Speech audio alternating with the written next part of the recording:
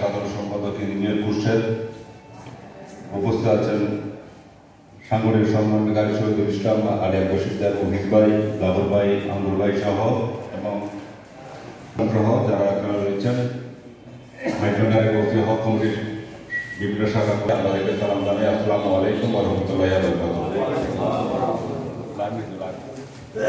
বারাকাতুহু। অনেকেই করেছেন, আমি সেদিকে যাব না। গুরু সম্বন্ধে, সংগঠন সম্বন্ধে অনেকে বক্তব্য রেখেছেন। আমি শুধু মাইজবান্ডারের গৌসী হক কমিটি বাংলাদেশ প্রক্রিয়ায় আজকে 51টি শাখা কমিটি রয়েছেন। সমন্বয়কারীরা যেভাবে কষ্ট করেছেন, এই কষ্টের অংশীদার আপনারা শাখা কমিটির সাধারণ সম্পাদক, সভাপতি, সাধারণ সম্পাদক এবং প্রত্যেকটি সদস্যবৃন্দ কষ্ট করেছেন বিদায় আজকে মাইজবান্ডারের গৌসী হক কমিটি বৃহৎ উপজেলা